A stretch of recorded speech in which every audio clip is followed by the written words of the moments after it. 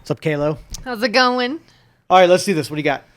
So I have something I've been thinking about a lot lately. It's kind of a downer. It's kind of a want. So maybe we could start with it and then we'll bring it up a bit. No, I'm not going to bring us up. I assure you. Oh, Go great.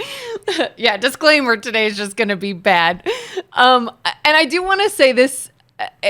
People who watch us or listen to us that have kids around maybe, get the kids out. Not for kids, FYI.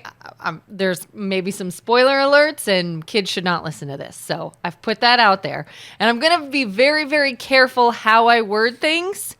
It's for parents, and parents I think you're going to get what I mean, but I'm going to word it in case kids come across this video. So, but I've been growing increasingly more, I guess, frustrated with these elves on the shelf. You know about the elf on the shelf, and parents, it's that time of year, the elves are back, and we used to swear that our house was not going to get an elf, and then we did. And now I am dealing with the fact that other households are getting multiple elves and maybe a little elf friend. We have some friends that their elves had babies, and so now they have 4 elves. And I almost put on Facebook this morning, I was going to make my status, everyone have a great day, except you parents that have more than one elf in your home. Because I am now seeing what happened with our decision to not hopefully have one ever, and the kids that talk about their elves, and then your kids get upset, and why can't we have an elf in our house, and asking Santa all the time. And now we're right back into this disappointment that there's only one. And please, they ask the elf every day, please tell Santa we want another elf. And I see disappointment every morning that they find the elf and it's still just the one. And it sucked the joy right out of it. And I'm like, why? Why do we do this to each other as parents, as adults? And this actually has been leading me into something even more depressing. And that is the idea of Santa Claus. And I have found that I'm struggling with that a bit. And this is all very hypocritical. I grew up with Santa Claus. My kids have been growing up with Santa Claus. People have been doing it for many, many years. It's an amazing thing. It's fun. It can be joyful. But then, of course, you see those situations where some kids don't have any experience with Santa Claus. We've got a friend of ours, a few of her family members are foster parents. And they were telling us a story once that they took in this little girl. And one of the first things she asked them is she says, by the way, does Santa Claus come to your house? And they says, well, yeah, every year. Do you not to your house? And she said, I've never been in a house that Santa Claus came. And I'm like, why do we do that? Why do we do a magical man that travels the world in one night bringing every child a toy except you?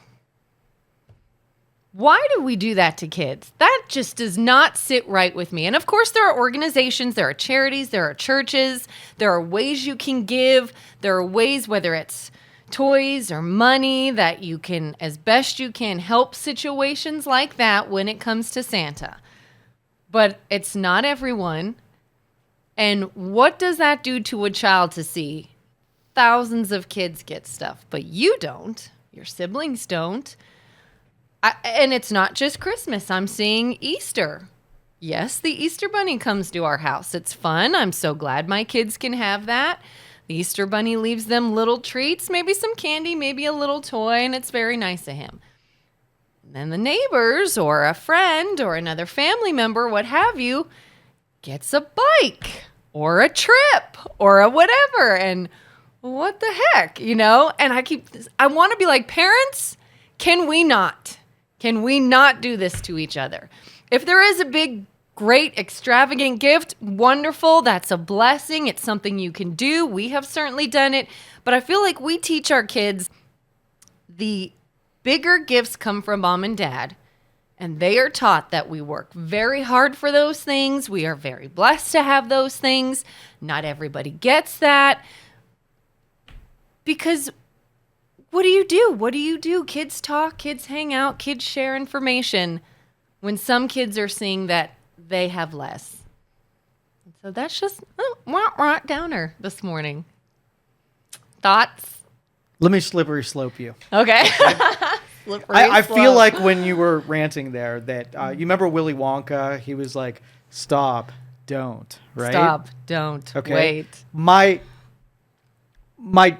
human beings will always arrive at this end. Who would have thought that you take a religious holiday, something that religious people do, you pull it out of religion and commercialize it, you predicate it on a lie and a fiction, you create contradiction, right? And all of that would somehow end in something that's absolutely terrible. So it's like slippery slope is like, go, just take it to the extreme that you're going to take it to. Let it dissolve into itself. Let it become meaningless. Let's take the tradition and the sacraments of it out of it. Right? And no, they became that. Who would have thought? It didn't work out. And we're going to have an elf on the shelf, and then that's not going to be enough. It's going to be Britney Spears effect right up into something. And we're like, how did that happen? Because everybody, since the time I was a kid, have been lecturing parents on like tethering the stupidity, right? Yep. And no, we're not going to. We're going to let it go to its most absurd form. And here's what you have right now. So I don't want to hear it with anybody complaining because Slippery Slope has told you that this is what it would become. Yeah. So I'm going to sit back, let it implode on itself, and then you're going to come to the same conclusion that I did when I saw it rolling out. Oh, okay, well, people trample each other going out for Black Friday. That's amazing, right? Yeah. People who are complaining about the price of eggs now are spending hundreds of dollars on gifts. Oh, who would have thought that would be a bad idea? Straddling ourselves and taking something that should be about gift giving and, maybe singular gift giving, something from the heart that has emotionalization from it. But the commercialized version is devoid of all of that. So you bring it back to somebody who doesn't have a Christmas, and all of a sudden we engage the emotion of what Christmas is supposed to be, and it's totally left out of the freaking equation. So yes, the absurdity and the stupidity, I hope dies. Yeah. It's not going to. We don't have a good history with letting stupid things die. But oh yeah, I even heard last Halloween. Apparently, it's a thing now. Parents, in addition to trick-or-treating, are now getting Halloween baskets. Do you notice a theme? Here? Oh, people market to you. You spend more money. They make money. And you feel guilty if you don't do it. It's not the marketing's fault. You're being delivered exactly what you're asking for. And if you wrap something in all of your vices, it ends up taking on its absolute worst form. Yeah. We have to take things and say, okay, what's a virtue, what's a vice? And say, let's do all the virtue stuff. Let's keep vice at bay. But we are taking all of our vices and putting Miracle Grow on it. Yeah. Like, how did that monster form? Well, no shit. We are human beings that are fallible, and we're going to always make this mistake. So as soon as you're like, hey, we'll be good, we'll behave, we'll keep it under wrap. No, you won't. You'll put highlighter on it. You'll make it the worst version of it, and then you'll clutch your pearls and say, "How did that happen?" Because we're stupid. I know, and now I'm in this spot where I'm like, we're in it now. Hindsight. Yeah. Here's the first virtue. Here's how you end it. Stop lying, all right? It's the elf on the shelf doesn't do anything. Santa Claus doesn't do anything. Preach the spirit of the holiday. Stop lying to your kids and then wonder why they lie to other people because we modeled it for them and said, hey, look, here's an untruth, but it was a fun untruth, so that one's okay. So would you say anyone in like the situation like us, because now I'm in this, what do we do here? Does this come from us or they're almost to that age... They're questioning, do we let it just finish now on its own, or do we finish it? I don't know. So since you're knee deep in a lie, if you should continue lying, I'm going to probably give you the advice: stop lying and come well, clean. now it's like after so much lying, what's the best way to end the lying? I guess stop lying and tell the truth. I'm not going to change the verbiage because it's hard. Yeah. Right? So you would say don't just let it come to its head like it does for all people. Just well, if you want repercussions, keep going, because then you'll be sitting here next year and you'll be vocalizing how it's terrible and absurd. At least if you're not participating in it, at least your own household will be void of the craziness. Like, you don't care about what other parents are doing, because what you're asking them to do is do the good version like you are. Like, you have to go then take unmotivated people and tell them, well, no, you're supposed to get the spirit like I do, right? Mm-hmm. And that's not happening. Yeah. So control your household. Stop lying. We never told the Santa Claus story to our kid, even when he was little. So he had the don't ruin it for other people, because I was just going to say, do you say that? Of course, yeah. But that's the overall premise, is like, you're in control of you, and your right for anything stops at the tip of your nose. So you can't go in and make someone's life more miserable. And if they want to go believe a fiction, you're not the justice police, and your job is not to make everybody buy into truth. That you're supposed to support truth. So when someone buys in it, there's an advantage to having truth. But you're not also supposed to turn a blind eye and say, since everybody else is lying, I'm going to. So do you think it's harder to lie because everybody else is lying, or tell the truth in spite of everybody else lying?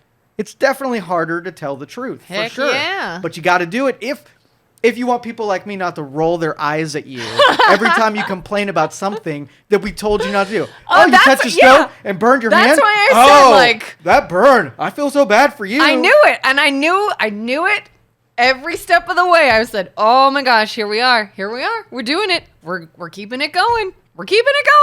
I did it. My parents did it. My kids are in it. Our friends are like, everyone's keeping it going, because it's been, how long has the story of Santa Claus been around? Forever. So. But the game of telephone, it's going to change, and it's going to be less about why the story was told, right? Mm-hmm. So it would almost be like 1,000 years in the future. You didn't see Idiocracy. Man, you're ruining everything. I know, I gotta see it. And so Idiocracy is way in the future. And they took fictions and they made it part of history. So at some point, somebody forgot why they were telling a story, and they jumbled up the facts of the storytelling. And so you can definitely see in the future, there will be no relationship between why we do something, now, and its connection to what purpose it served sometime in history. I ever tell you the story about the bread? Think so. All right, this was in a book somewhere, and I'm going to paraphrase it and chop it up, but you're going to get the overall premise. All right, so a mom was baking bread, okay, and she took the dough and she cut off the ends of the bread. And the daughter... I think you have said this, but go on. The daughter said, Mom, why do you do that, right? And she said, I don't know, my mom did it. And then the mom, same thing, she went to ask the mom why she cuts the end of the dough off. And it was because the original grandparent, or whoever was baking the bread, their stove was only 10 inches wide. So they cut the ends of the dough off in order to fit it in their oven. And because every generation picked up just what the previous generation did, they have no idea at a certain point the purpose of why they did it. They just do it for the sake of doing it. So if you don't have a pressure that ends the insanity of the commercialization of a religious holiday, it will become nothing except for a buying and selling transactional thing. Mm-hmm. We'll lose the fact that there's somebody who doesn't have gifts. Like, would you forego giving all of your big presents to your kids and just giving all of the presents to someone who absolutely would value and like have the best day of their life if they received a pair of socks, right? Yeah. And I'm actually surprised that my kids have not asked, because they see us doing toy drives. People collect toys from church to the school. There's like Socktober. We put socks in this drive. We donate money. I can't believe they've never said, well, why do we give toys to the less fortunate? Why doesn't Santa just bring them toys? I'm very surprised they've not said that. But that kind of shows that they could see that you still give without this story. basically. You know, you could still explain to them that some people don't have as much as others, and so you give and you help, and it could be a real thing rather than this fictional thing. And But if you if I you know, did we did it this in to yours, ourselves. you would not affect everyone else, and it will culminate with destruction. It can't help it. That is the nature of human beings, and it's just how we're programmed. We will take something that is pure, we will bastardize it, bastardization. Sure. Yeah, I'll take. We'll change it in its intended form. We'll make it into something that doesn't even look like it in the end, and we'll wonder why it absolutely serves no purpose and is a destructive thing. It's just what we do. Anyway, thank you for that topic. Thanks for making me feel no better, but I know, it's us. We do this. I don't know why we do this, but at least, But it was good, because if we could take one parent that sits in front of the fireplace tonight and says, should I continue to lie to my child? And they come to the conclusion, no, lying's bad. And I want to tell them that lying's bad. And I want to show them that lying's bad, even if it's stuff that benefits you, or it's fun, or it's part of tradition. Just going to tell the truth. I'm going to work on that. I'm going to see if that works out within my family. Yeah, because especially when the continuing to lie is no longer fun anymore for them. You know, we used to think, I think, as parents that, yes, we're telling these stories, but look at the joy it gives. And for a while that was true. But now, well, if they're going to continue to be disappointed because of comparison to other kids or what's happening in other things, I'm like, well, shit, now it's not even joyful for them. So why would we continue to hurt them when we could just push on the real reason of the season and what we're supposed to be focused on and say, listen, let them have their fun, but don't get upset over this. The ramp up is what's bad too, is because of that addiction to those things. Like, I couldn't give someone a pair of socks and be truly thankful of it, right? Because the expectations are you get these really, like, can you imagine giving like a really big gift one year and then following it up with the next year with it's and happened clothes? to us. When they were little and we were living down in Georgia, I think as new parents, we just got amped. It's Santa's coming. Our kids are little. This is fun. We've been waiting to have kids and do this. And, you know, you have a lot and it just is the shocker of a Christmas. Well, then the kids are like, whoa, this is Christmas. And so we started traveling to Ohio every Christmas because we wanted to be with family and continue our traditions that our family have always done here and have our kids part of that. So we had to start sending toys to grandpa's house or grandma's house, wherever we were staying, to have Santa and Christmas morning. And so we couldn't have bigger things. We couldn't have as many things. And I can remember the one year that it was just not even like it was skimpy, but it was just not as big as it had been. And I remember them hiding. I could tell they were trying to hide some disappointment. It was not as exciting. It was sort of, okay, that's nice, you know, like, and that I said, I wish I would have never done this. Like, that little disappointment. And unfortunately, because I didn't want to see that again, we ramped it back up. We elf on a shelf, and do we need a second one? And now that we're home and we're not traveling, do we need Christmas to now get big again? And it's just like the madness that we do to ourselves when we could have simply just explained what this time is. And then where's the disappointment in that? You get something that's great. You don't, it's not what it's about. So where's the disappointment? Hindsight. I got to look at what my topics were because we're so far away from I'm that. sorry. I don't even know if they even work yet after that. Like, God. there's not enough happiness in the world. Well, here's a fun, quick one. Yeah. I've been having a great morning unsubscribing to emails. With it being Cyber Monday, are you getting a promotional advertising email from literally every retailer I've ever purchased from, I've ever looked at? I'm getting so many emails, and I said, you know what? I am taking this opportunity. Unsubscribe, unsubscribe, unsubscribe, unsubscribe. I am cleaning house in my inbox, and it feels wonderful for spam mail. I still have emails that are like years old for no reason whatsoever. But Okay. what was your topic? I don't even want to talk about it anymore. Well, it's sports. We'll go sports real quick. Okay. All right. So 2 things. You watch Ohio State Michigan game? Not really. It was like on in the background, but I didn't pay much attention. I heard about it. Okay. So what'd you Heard hear? it was not good. No, it wasn't good. I heard it was embarrassing. I've heard remarks like Day is going to be fired, and I just heard it was not good. You watched it? The end of the game, did you watch the end in the flag planting attempt? No, heard about that too. Mm-hmm.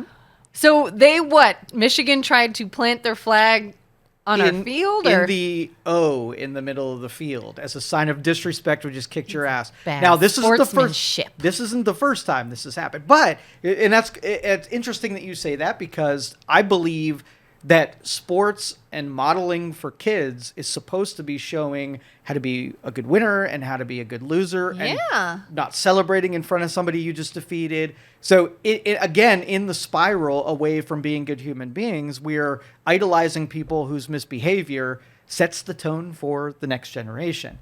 And so I don't think anybody who behaves that way should be in that profession. I think the old schoolers who they did the job and they were kind to your opponent and showed that, professionalism is what's required. And honestly, if it were me, everybody who misbehaved would be on the bench. I would only support players who knew how to play the game and how to be a good opponent, and behave appropriately after a win or a loss. Oh, I totally agree. Not that this is a professional sport, but my daughter plays soccer. And I remember it was like the first year she ever played. And these are kids. She was in 4th grade at the time. They played this team, and it was the first time that her team got beat that season. They were doing very well. And the team not only had a bit of, I guess you would call, excessive celebration. The coaches were in on it. The parents were in on it. It was very in your face, blah, blah, blah, to the point that one parent on the other team I watched rolled their windows down in the car as everyone's in the parking lot getting in their cars and leaving, and they started playing All I Do Is Win, Win, Win, no matter, with their kid hanging out, yelling at our team, and they're driving off, and I'm like, what the hell is the matter with you? For kids. Even for adults. Even for if it's tolerated and it's not taboo to behave badly, you're going to get more of it, and there's no pressure that stops it from happening. People are all full of, I think, and very unpopular. I think people have too much confidence. I think people are so used to winning. It's that expectation, like the Christmas gifts. If people don't hear no, won't take a no. You get the Karens of the world. They want their way. The customer is always right. Confidence is at an all-time high. And it's inauthentic confidence. It really is. Mm-hmm. And so there's a psychological therapy called rejection therapy. And this is, it's fitting because when you have a super confident, we and it feels good. Like, give your kids confidence, right? Uh-huh. And when you give them confidence, they don't deal with the demons that come with loss and rejections and whatnot. So they don't get good at hearing it. So, you take a teenager that's not used to hearing no, and you put them in the real world and they get their first no. What are they going to do? They're going to act and behave like a 5-year-old being told no, because they're not used to it. So rejection therapy is where a professional puts you in situations where there's a high probability that you get rejected, and you repeat the process over and over again, and you work on losing. You work on getting your no's and feeling that authentic, doesn't feel good, create the friction of your personality to be and I think this goes into even on the political side of things. We're not really good at hearing things we disagree with. I can say something, right? You disagree with it, and it amps up to a level because people don't want to hear that there might be somebody on the other side that disagrees with them. They're evil, I'm good. Mm-hmm. And so I think that is sort of like, if you want to ask a medical specialty that has a high probability of being very popular in the future, it's teaching people to deal with the frictions that normal life would have provided, the previous generations, but we coddled these little shitheads, right? And they grew up thinking that, they were hot shit, And the world never taught them that they're not hot shit. It just keeps coddling them up into adults. And that's why you have so many emotionally immature adults, is because they're just not used to losing. Oh yeah, I've said to my kids a couple of times, if they've had a strong reaction because they asked for something and I said no, and they started to get upset, and again, no. And if they had this big blow up or they got upset, like, it's one thing to just obviously be disappointed or upset, but like when it was a fight now, I said, okay, you know what this tells me? You're not hearing no enough. You can count a no on the next like 5 things you ask me, because you better start getting used to it. And, same with when it came to things like Elf on the Shelf or things like that, they would want something so badly. And could I give it to them? Yes, I could easily. But part of me is like, but I don't want them to get used to that. Like, learn disappointment. Learn to not compare yourself and what you have to others. I think it teaches empathy too. When you sort of get squashed a couple of times, you know what it feels like when someone else is getting that. And maybe not to do that to someone else. And there's such a good lesson in those situations. But I think, sometimes we're like, oh, it hurts my heart to hurt my kid. And we as grown-ups have to suck that up and do it for their sake. Yeah, and the principle is that, every generation wants to make the previous generation, the next generation, experience better than they had it. And so if you had disappointment, you want to shield your kid from the thing that would make them strong. Yeah. And in the end, you make another weakened soul that has no ability to take those frictions. So it's good sentiment, right? Because it hurts and it feels bad and whatever. But if you took all those feel bads, now you got your Christmas. You can't satisfy the thirst for expectations because you've eliminated all of those things that would throttle down, on the emotional level, right? And you got to keep amping it up on the other side. And so, I feel like the fall of civilizations came from this entropy that now can't stop. You can't tell parents that they got to make Junior's life a little bit more miserable by saying no to something that they want. Yeah. Situations where they get a tongue lashing or punched in the face because they spoke a little too much. And so you got these super confident, incapable people who are going to celebrate in the end zone when they don't deserve it. They feel like they're accomplished, but there's no real accomplishment in the celebration. I've heard Ohio State sort of came after them, didn't they? Or... Oh, they denied the flag planting 100%, where the players rushed on the field and took the flag before it could be planted. Oh, okay. So Baker Mayfield, I believe, I forget what school he was with at the time, but he planted. He was the first that I can remember that went to Ohio State, beat Ohio State, planted the flag, and it was known to be one of the most disrespectful in Cleveland, Ohio history. Everybody cited that thing as being something they were angry about. Baker Mayfield did this. He did. All right, I'm not a sports person. Yeah. Isn't Baker Mayfield? He was the quarterback for the Browns for a period of time, and then he's in Tampa now. Okay, that's how I know that name. I was gonna say, isn't he on Ohio State? But that's... He played against Ohio State and disrespected them with the flag planting. Did anything happen to him? I don't think so. I don't. Like, are there repercussions for that, or it's just bad sportsmanship? Who cares? That's it. Yeah. Let them be bad sports. Don't help the other guy up. Talk smack and be as ghetto as you want to be. Like, I hate that about us. Why those behaviors are tolerated? Are there repercussions in NFL for things like extreme bad sportsmanship, or no? Do they get fined?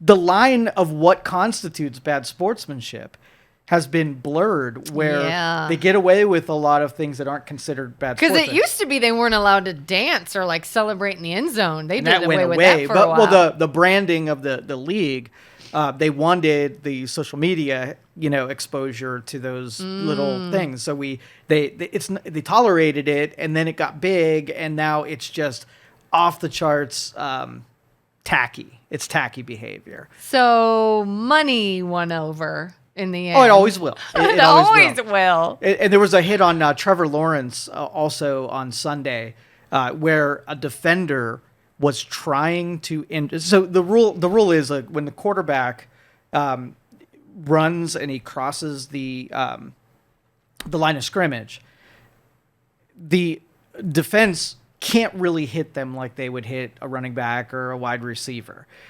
The quarterback will drop to the ground to avoid being decimated by whoever's coming at them. That is the rule. Yeah. Trevor Lawrence got injured by someone trying to decapitate him. I mean, he hit him hard after he had always submitted and went onto the ground. And so, you go back in the history of sports, and these were warriors. Take the pads off and let them bleed, because we love to see, some injury happen, right? Yeah. And then it got super safe, but the idiots are still on the field. The people that want not beat you in the game that you're playing, but they want to see you in pain. Yeah. Right? And those are the role models we're setting up for the next generation. So not only they're acting foolish, have no sportsmanship, but they want to do injury to another person. I think we've gone off the deep end on what's accepted and what's not. Yeah. Now, the guy got ejected from the game. He'll get fined, right? Okay. But this isn't the first occurrence when these, brain dead people, right, have the opportunity to hurt another human being. I think the Saints had actually a team bet going on to see how many people they can injure in a season. They got in a lot of trouble for it, but still, that's terrible. These are the types of people that are in professional sports. Think about how many of those idiots are in positions of power that want to injure other people and hurt other people. Positions of influence. That's terrible. What is wrong with people? Slippery slope is going to come out if you ask that question too loud. I must have said that phrase at least 3 times on Saturday. No, it was yesterday. We were out and we were doing some shopping, and we were in a store, and I found at least 2 half-empty, messy Starbucks coffee cups on the shelves of this retail store. That someone clearly brought their coffee into the store with them to do some shopping and just left it on a shelf. And it was messy. And I just went, what the hell is wrong with people? Twice in one store I saw that alone. People driving like bats out of hell through the parking lots with no regard to people walking. I'm like, I need my faith in humanity restored. All right, so the secularists had this theory that if you took religion out of society, that society would just get to be a better place because religion was so terrible. Yeah. The governing and tyrannical religion that kept everybody in that bubble was just so bad. We needed people to be able to express themselves, right? The secular experiment, are we ready to call it that it's dead? Like it was a bad idea. They were wrong. Having so many people that were totally godless and just pursuing all of their, impulses was a bad idea because not everybody can handle their impulses. Yeah. And so we get a bunch of people with no reason to live and no reason to treat other people well, and we're going to lecture them about we need better humanity. We kind of had it. We had a whole, and they effed it up too. Religion effed it up. I was going to say, I'm not 100%. But if you take on the aggregate, the net good versus the net bad, the net good versus the net bad, it's not even going to be close. Mm-hmm. Was there misbehavior in religion? Absolutely. For the most part, it kept a lot of weak souls from doing what their impulses told them to do, right? Mm-hmm. If the one control that you get out of some kind of religion is that, then so be it. If you have to tolerate the rest of the insanity to be able to get that, is it safer than, hey, unbridled, go do whatever feels good, and all of culture is going to support you just following those instincts? I mean, yeah, it's got bad math in the ingredients you list. do you. You do you, and everyone mind their own business, except your business starts intertwining with other people's business. And yeah, and it's a good debate. I mean, I've had it time and time again. The people who look at the downsides of religion to reason enough, and in their bubble, they're probably behaving the way that they wish everybody else would.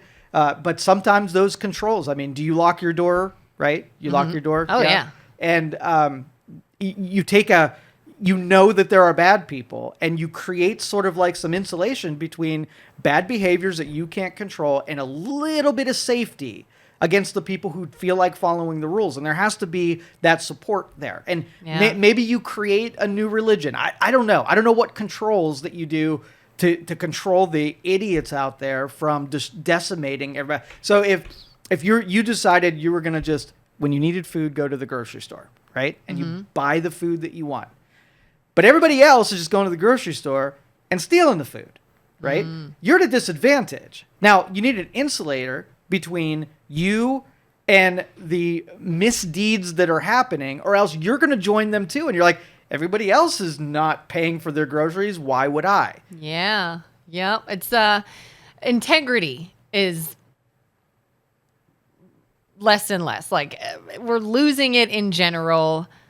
It's gone to the point where when you see someone that has a lot of integrity, it stands out because it's not common. It's not something you see all the time. I remember when my husband and I got married and he was still in the military, one of the rules in their unit was you are to always be clean shaven. Always. No matter what. No exceptions. And time again, we would see his coworkers and people go on vacation and not shave. Well, I'm on vacation. Well, that's not the rule. It's not while you're at work. It's always, no matter what or where you are. And so I remember my husband shaving on our honeymoon, and we were out of the country. Not only was he not working, not only was he not around anything involving work, he wasn't even in the same country where he works, any of that. And if he even went a day, it would drive him crazy. And I'd say, why is this bothering you? And he's like, it's any time. You were not supposed to. And he's like, whether someone's checking on you or not, this is how you're supposed to do it. And so he would do it. And I remember thinking, gosh, that is so rare. It's so great and so rare. And it's kind of sad that that's so rare.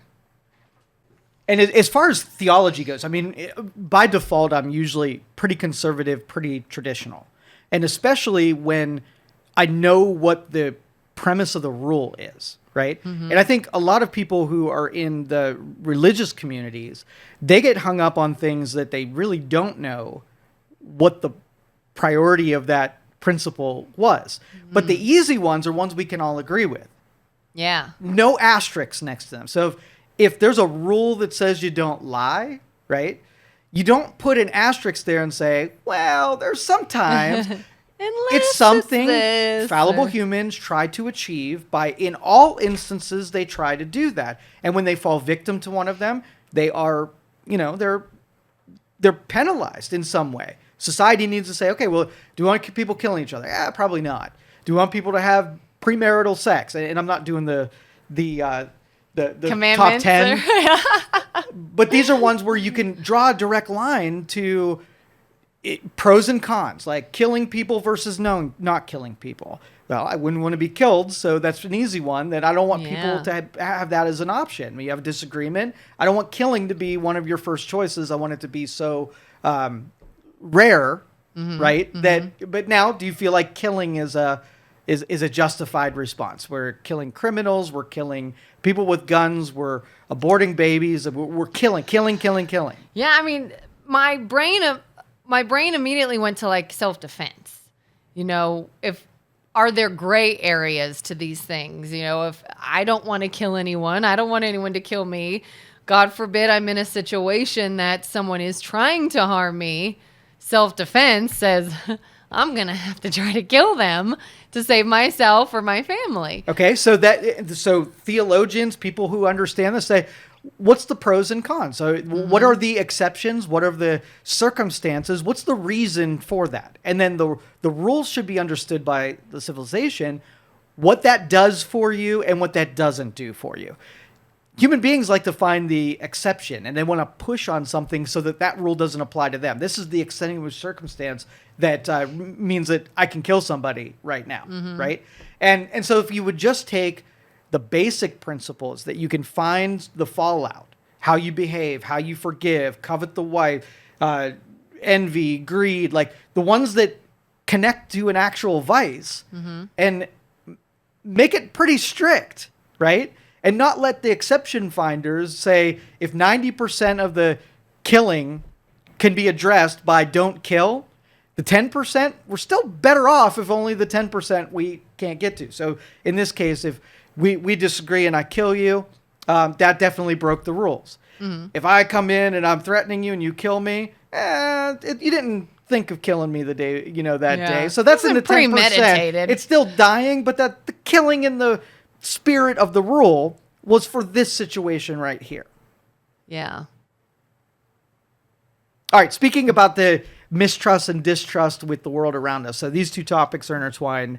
The Hunter Biden pardon, you heard about that yesterday?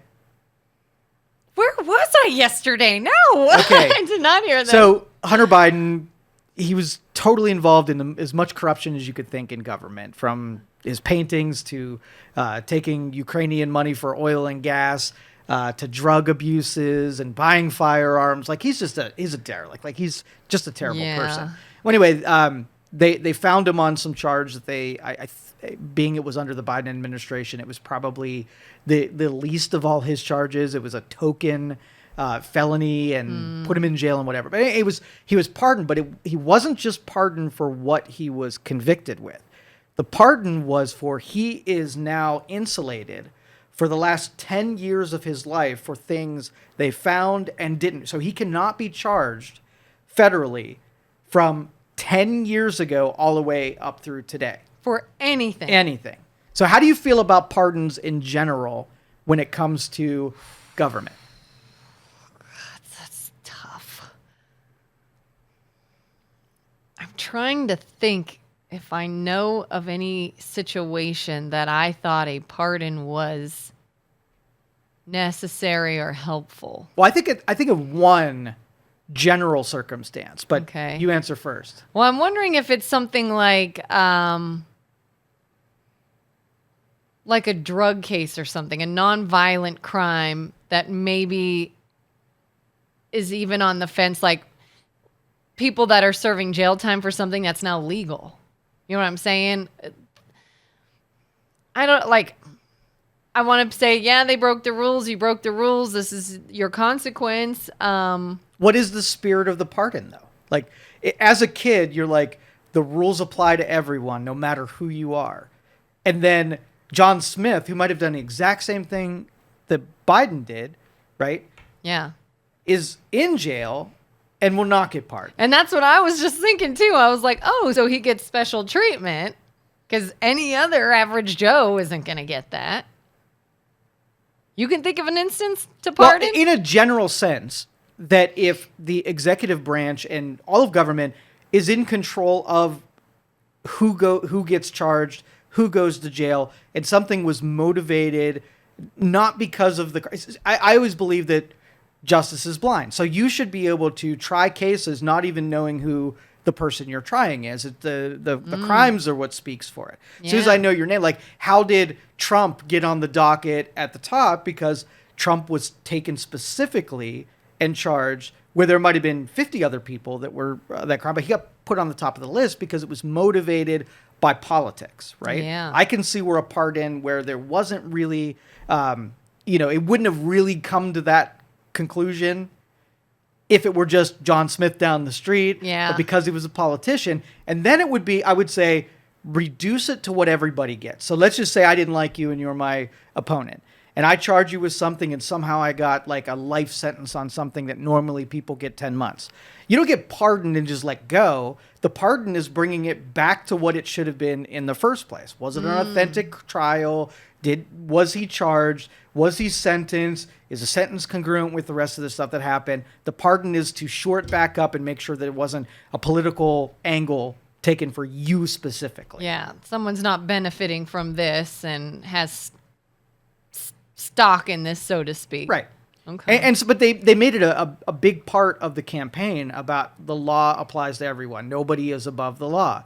And we don't believe it, right? Yeah. I saw a video, and we might have even played it here, where a judge gets pulled over for DUI, and he says, you know who I am, I'm calling your boss, and he got in your car.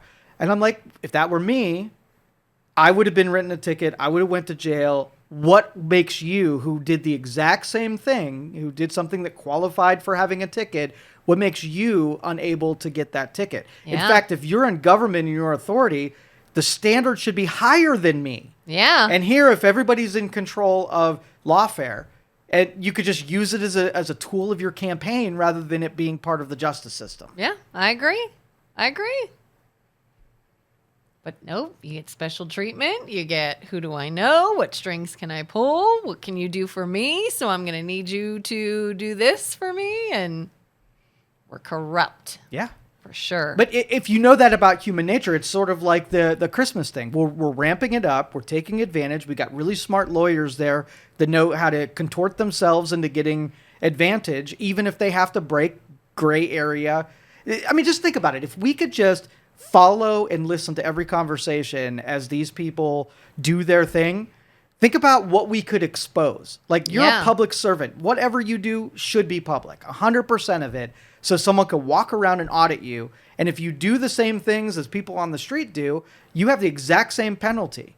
Not specifically to you. We'll put your whole cases in a machine, and whatever pops up on the prosecutor's desk are the people that's going to jail, and they don't care about who you are and the phone calls that you can make to make those things go away. That's where I don't trust in government, because I know it's corrupted in both. There are strict advantage, and it also is weaponized where it can be used against someone. And you can't trust that. Yeah, that would be so interesting if...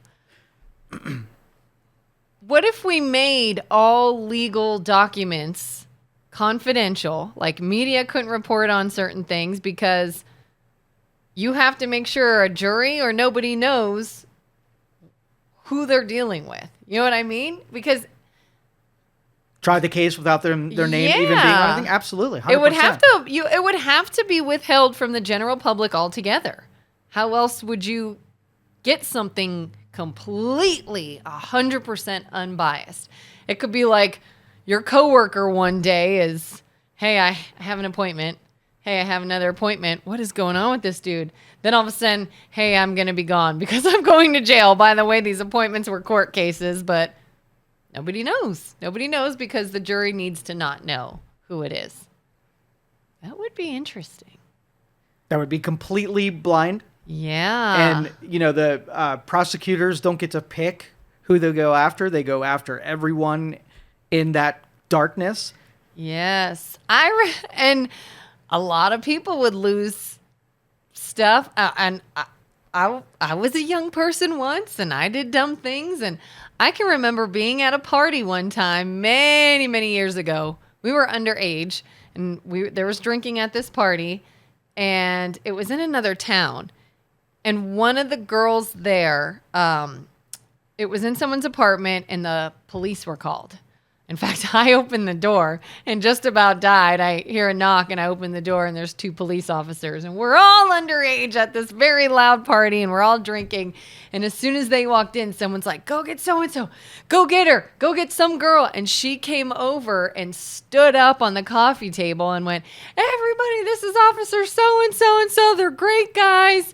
Well, they did this because that girl was the daughter of, like, I don't know if it was the police chief or a judge or somebody prestigious in that town. She was their daughter. And so she stood up. I'm here. Hey, guys, thanks for coming. And they went, dump this right now. Turn the music down. We better not have to come back. Yes, sir. We're pouring it out now. And they left. Had that not have happened, we all would have been in deep shit. Yeah. And it's like a lot of people have that, I think. A lot of people, let me name drop. Let me get out of this. Yeah. And what if nobody could? Well, and if you have that advantage, you love it. Like, you got to get out of jail free card. I was thankful. Right. So thankful. In the future, when AI is regulating everything, right, it doesn't care about your story. It doesn't care about the context. It doesn't care. It's a rule, and all it has to answer whether or not you broke the rule or not, and it gives you the thing. So the first argument of that, if there's not, an excuse doesn't do it, the premise, nothing matters, it's a yes-no deal, right? Mm-hmm. Then everybody's going to jail. Let's just say that the traffic cams could arrest you, and everybody or your car even. Your car just tells you when you're speeding. You just get tickets every single day, right? Everybody gets tickets. Yeah. And then there's so many, like, wow, there's too many rules, and now they apply to everybody, no matter who they are. I mean, ambulances are getting tickets because AI doesn't care that you were taking someone to the hospital and you're going 10 miles over the speed limit. The rule said, I have a radar gun that shot you. You're going 11 miles an hour. And the rule is anything over 10 miles an hour gets a $125 ticket. I don't give 2 shits about who you are. You're not going to argue out. Just put it in your budget that if you go that amount, you're paying for the luxury of going that amount. Yeah. What you would find is that because we arbitrarily enforce the rules, and so many people would then be victim of the rules that were created, you would have to have two things. One, you would only be able to make rules that can universally be applied to everyone. Half the rules get dumped out because of whatever. And number two is that you'd have to have far fewer rules because your net let way more, like how many on your morning commute, how many people get tickets? Maybe you see one, right? Yeah. How many people were speeding that could have gotten Most. tickets? Most. Yeah. Right? And so all of them would get tickets. Well, and then, yeah, I was just thinking you sort of have to have the power to be able to enforce the repercussion, because if suddenly everybody was seeing a consequence, is that even possible? You know, like you hear about things like overcrowding in jails, so people have to be let go. You know, if everybody was getting this traffic light ticket and it's like, I'm not paying this. You're going to find what? I'm 1 in 1,000. You're not going to be able to enforce this. You know, you'd have to have a system in place that would control that magnitude of repercussions, or else you're right back to people being like, yeah, go ahead, give me the fine. I'm going to throw it away because you won't find it anyways, you know? But if you could, do you think people would behave better knowing that the magnitude is so great they may not be able to enforce it, but that they will try? Every single person, they're going to try to come after you if you break the law? Not now. Not at all. No? You think they'll... Okay, we'll change it a little bit. Every politician wears a bracelet, right? Little electronic bracelet. And in order to get into their job, the bracelet scans, lets you in or not. I'm programming the bracelet that anytime that you break a rule, you tell a lie, you do anything that's not becoming of a public servant, your bracelet gets deactivated and you're just unemployed on the spot.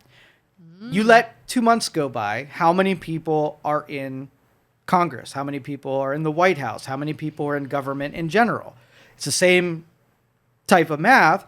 Now you have no one running your government. Now, so do politicians then, is it more likely that they live a life that they avoid doing the things that make them lose their job? Or do they get just better at tricking the bracelet into not... Yeah. Right? Yeah. Like, So- well, technically, that wasn't a lie. Technically, yeah, they just... But AI doesn't care. Remember, if it's a lie, right, then it's not going to listen to your story. Okay, so if Joe Biden says, I am not going to pardon my son, so it got entered into the record, and then AI says, oh, Joe Biden pardoned his son, said he would not pardon his son. Now, he can do all the explaining he wants. The AI doesn't give two shits. Deactivate it. What about, this is probably off the point, but what about situations that somebody says they're going to do something or not do something? Then they get more information. Then they start seeing a different way. They start seeing someone else's point and they decide, you know what, I was wrong. We should do that. And then they do it. Gray area? No. Bracelet deactivated? No. Definition of a lie is saying something that you know to be untrue. Okay, so the AI is going to know your intent. Exactly. And it's Okay. going to force people to do more explaining before they make a commitment, because a lot of those lawyers do a lot of their lying by omission, right? yeah. And so if you omit it, it's on you. The AI doesn't give two shits. If you weren't clear enough and you weren't concise enough and you tried to be vague enough so that you can get away with whatever happens, you lose your Yeah. job, and that's a big risk that you are taking, not the AI. So you'd have to say, I am not going to do this unless other new evidence comes into play or more information I get. Then it wouldn't fit the criteria for what equals a lie. And honestly, there's a lot of definitions that should carry weight that we don't even know what they mean anymore. They're so repeated and misused and abused and bastardization again that they don't mean anything. Yeah. So ask somebody what a lie is. They will say something like being wrong, and then that's what you said, is that you said something that ended up being wrong is not a lie. Yeah. Right? Oh, and we hear that, I feel like, in politics all the time. Right. Well, so-and-so lied about it. They didn't lie about it. They got more information, or they didn't know, and maybe they spoke before knowing. Yeah, But- so programming what the definition of a lie, and then seeing if it matches criteria, and if you lie, your bracelet is deactivated. Now, do you trust who would you trust? Like, we have to elect the purest people on the planet, because the people who program this stuff are going to have to program it in a way that's just as honest as the spirit of what we're talking about right now. Do you trust any human being that will do the programming and not think putting a little line of code in there so that your buddy on the coffee table doesn't go to jail versus open source? I can read it. I see that it's fair. There's no exceptions. It's properly defined rules. And if you say breathalyzer before you get in your car, the rule is 0.7. If you get in your car and you don't put up the right numbers, you go to jail. Like, you knew everything going on, right? Mm-hmm. And so if you have a breathalyzer in your house and you test it before you go out to your car so you don't go to jail, the responsibility is on you to follow through with the rule. The rule isn't, the responsibility isn't on law enforcement, right, to make sure you follow the rules. They're just there to strap you into the chair, strap you into your cell, right, and finish the rest of the formula. It's up to you to know what to, and that's why I said you have to have far fewer rules, right? Because the regular human being breaks rules every day that they don't even know exist. Mm-hmm. And the only reason they don't go to jail for it is because, like you said, it would overwhelm all of the systems. The officers that are trying to, enforce the law would just be overwhelmed, right? It's too much. So less rules, but governing more important things. Make it simpler, but equally enforceable to every human being that exists. I don't trust anyone to do that. No pure souls to be able to do that. So that's first step. Before we put the bracelets on them, we have to invent a group of people that follow to the law the purity of their personality and exercise 100% rule followers, non-biased, truth tellers. So if we wanted to engineer a group of people that were like that, they put these laws that govern themselves. And the only way that you're ever in that purity club is that, like a monk, you follow it to the letter. Mm-hmm. And then those people will demonstrate the disciplines and responsibilities. And then those people can be trusted, right, to do those other things. But if you put liars in government, you get more liars, right? You really do.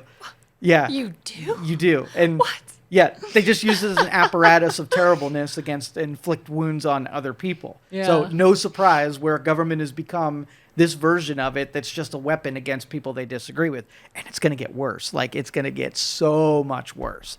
So if you don't take this on, which what I'm suggesting will never happen, it will come down to AI. And I absolutely know that, we will take human arbiters off of the path. It's got to be software. We got to be able to trust the software that it's not just as bad as. See, that would be my concern too. Is just glitches and errors. Could it be worse though? Could it be worse? The standard is like we held religion accountable because of its flaws, but it was better in the aggregate than doing nothing at all. That's the math that we're looking at right now. So if, let's just say, we incarcerate people who are not guilty of things, right? And so human beings get it wrong a lot. What's our tolerances for AI getting it wrong? Does it have to be absolute zero? Or does it just have to be less than what human beings do? So autopilot in your cars, right? You have AI that's driving your cars. When your car crashes because AI was driving, right? That is caused by the AI that the crash happened. But the 1,000 accidents that didn't happen because AI was driving. So you got 1,000 net gain of people who didn't get in an accident because of AI. Are you willing to tolerate the one accident that probably wouldn't have happened, only happened because you were using autopilot? That's the real math to consider. We're going to expect AI to be 100%, even though human beings who they should be compared against were not 0%. That's true.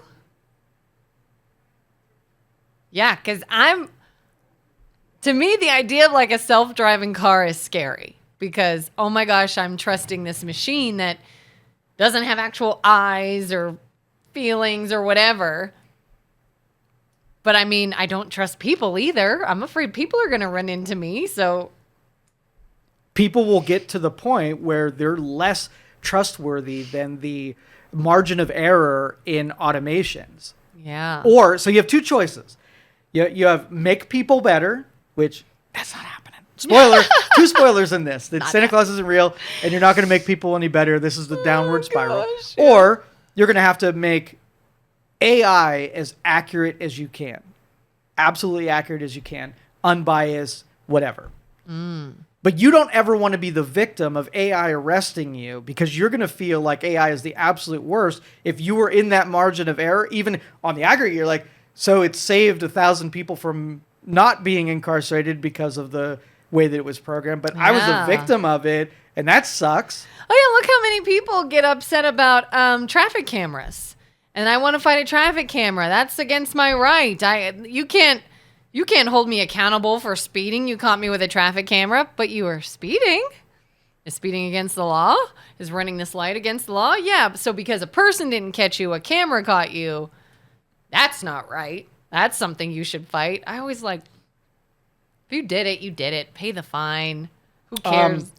Don't speed. Right? Yeah. If you speed, this will happen, right? And if it happened every time you sped, you'd have a closer connection. But since people get away with it on a regular basis, think of all the times that you sped and got away with it. So when you get that one ticket, spread it out on all the times that you got away with it, and you'll see that the fines and the penalties were nothing. Yeah.